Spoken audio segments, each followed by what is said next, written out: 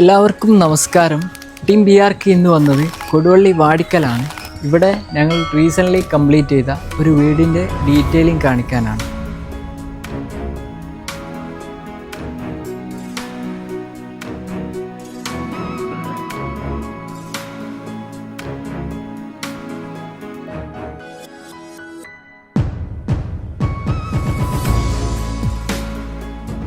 റോഡിൽ നിന്നും 1 ഫീറ്റ് ഉയരത്തിലാണ് നമ്മളെ ലാൻഡ് നിൽക്കുന്നത്. മുറ്റം വളരെ കുറവായിരുന്നു. അതിനാൽ അതിനനുസരിച്ചാണ് ഇവിടുത്തെ ലാൻഡ്സ്കേപ്പ് കാര്യങ്ങളൊക്കെ സെറ്റ് ചെയ്ത്. ഇവിടെ സാധാരണ നമ്മൾ സ്ട്രൈറ്റ് ആയിട്ട് കോമ്പൗണ്ട് വാൾ കെട്ടുന്നതിന് പകരം ചെറുതായി ഡിസോർഡർ ആയിട്ടാണ് ഇവിടെ കോമ്പൗണ്ട് വാൾ ചെയ്തത്. അതിന് ഒരു ഹൈലൈറ്റ് കിട്ടാൻ വേണ്ടിയിട്ട് GIയിൽ ചെറിയ വർക്ക് ഇവിടെ ചെയ്തിട്ട്, അതേപോലെ ആവശ്യത്തിനുള്ള ഗാർഡൻ ഇവിടെ സെറ്റ് ചെയ്ത്. ഈ വീടിൻ്റെ റൈറ്റ് ഭാഗത്താണ് ഈ ഒരു പോർച്ച് കാണുന്നത്. ഈ പോർച്ചിൻ്റെ പ്രത്യേകത, സാധാരണ നമ്മൾ ഒരു പില്ലർ കൊടുത്തിട്ടാണ് ഈ പോർച്ച് ചെയ്യാറ്. ഇവിടെ നമ്മൾ 2 പില്ലർ കൊടുത്തിട്ട് അതിൻ്റെ ടോപ്പിൽ ഒരു ബീം കൊടുത്ത് അതിൻ്റെ മേലെ ചെറിയ 2 പില്ലർ കൊടുത്തിട്ടാണ് ഈ സ്ലാബ് ലോഡ് ചെയ്തത്. അതുകൊണ്ട് ഈ ഒരു ഭാഗം നല്ലൊരു സ്റ്റൈലിഷ് ആയിട്ടുണ്ട്.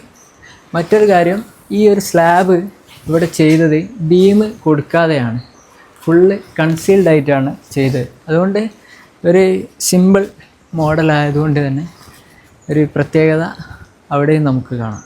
ഈ വീടിൻ്റെ ലെഫ്റ്റ് ഭാഗത്താണ് 2 വലിയ ഷോവാളുകൾ കൊടുത്ത്, അതേപോലെ സെൻട്രൽ വരുന്ന ഭാഗം നമ്മൾ ടെക്സ്ചർ പെയിൻറ്റ് കൊടുത്ത് ഹൈലൈറ്റ് ആക്കി. അതേപോലെ ഈ ഒരു ഷോവാള് നോർമലി നമ്മൾ 20 സെൻറ്റിമീറ്ററിലാണ് ചെയ്യാറ്. ഇവിടെ നമ്മൾ ചെയ്തത് 40 സെൻറ്റിമീറ്ററിലാണ്. അത് 2 സൈഡിലും സെയിം മോഡലിൽ ചെയ്ത്.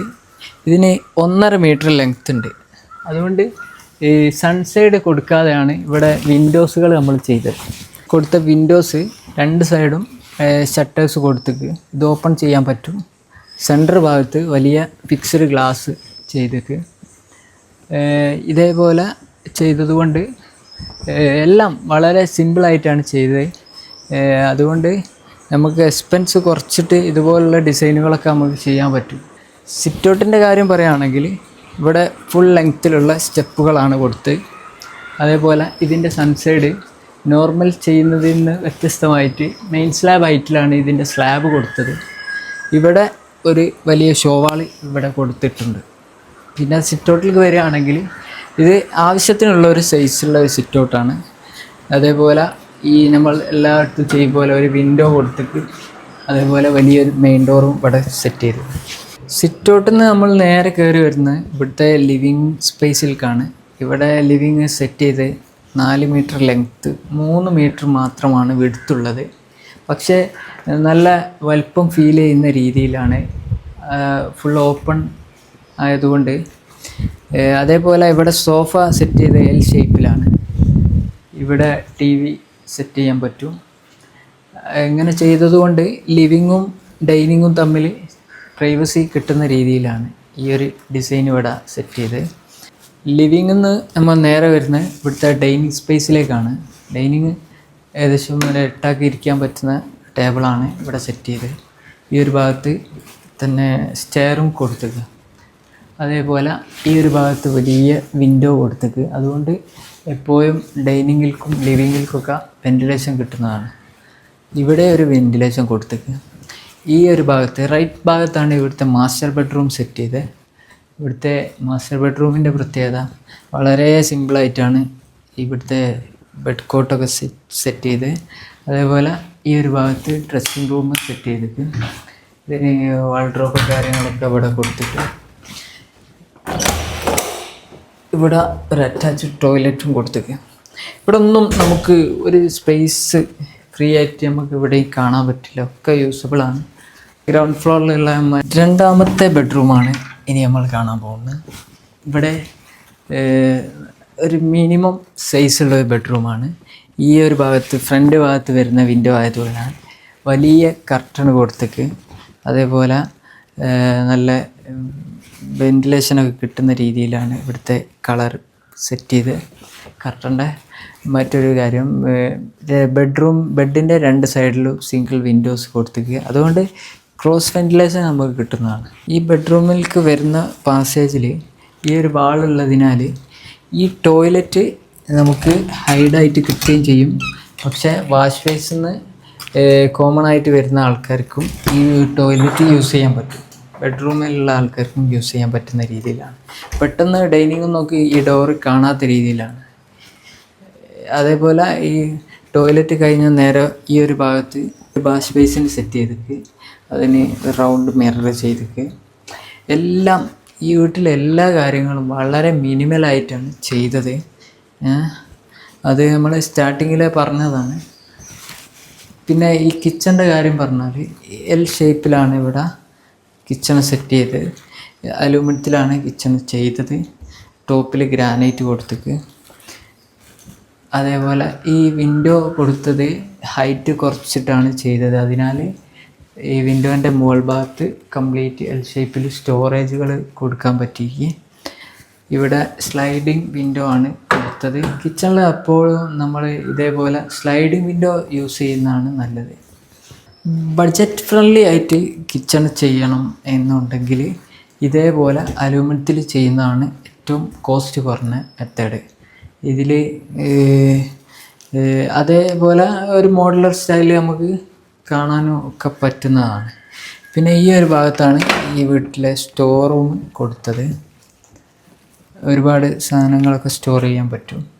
പിന്നെ ഇതിൻ്റെ സെൻറ്റർ ഭാഗത്ത് ഇവിടെ ബ്രേക്ക്ഫാസ്റ്റ് കഴിക്കാനൊക്കെ പറ്റിയ രീതിയിൽ ഒരു ടേബിൾ ഇവിടെ സെറ്റ് ചെയ്തിട്ട് ഇവിടെ വലിയൊരു ഓപ്പണിങ് കൊടുത്തതിനാൽ കിച്ചണും വർക്ക് ഏരിയയും എപ്പോഴും ഒരു അറ്റാച്ച്മെൻറ്റ് കിട്ടുന്ന രീതിയിലാണ് ചെയ്തത്.